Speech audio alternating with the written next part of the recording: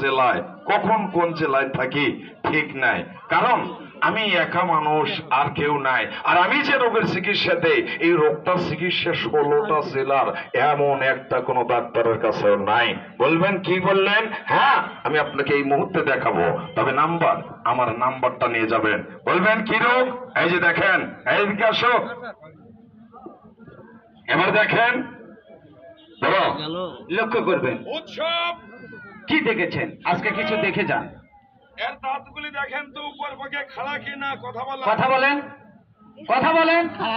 হ্যাঁ হ্যাঁ স্যার, এই খাড়া দাঁতগুলি, মুখ বন্ধ করো। হ্যাঁ, কথায় আছে, যা দেখিনি নিজ নয়নে বিশ্বাস করি না গুরুর বচনে। তাই আমরা নিজ নয়নে দেখব, দেখে উনি কি করেন। দাঁত সম্পর্কে ওনার চোখ দুটি কম্পিউটার, উনি দেখলেই বুঝতে পারে। একটু দেখে যাবেন, যেহেতু আমাদের সবার মুখে দাঁত আছে, একটু লক্ষ্য করবেন। যদি ভালো লেগে থাকে, যাওয়ার সময় আমাদের দওয়াখানার নাম্বার এবং ঠিকানা নিয়ে যাবেন।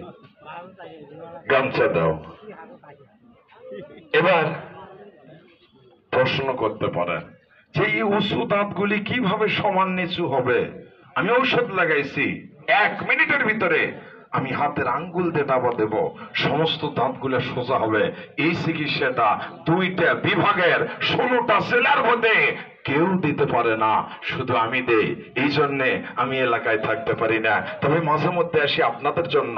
যদি কোনো বাড়িতে একটা ছেলে বড় হয়েছে, একটা মেয়ে বড় হয়েছে, কলেজে লেখাপড়া করতেছে, অর্থ সম্পদ আছে, মেয়ে সুন্দর, মেয়েটাকে দেখলে বিয়ে ভেঙে যাচ্ছে, দাঁতগুলো উঁচু হয়ে আছে,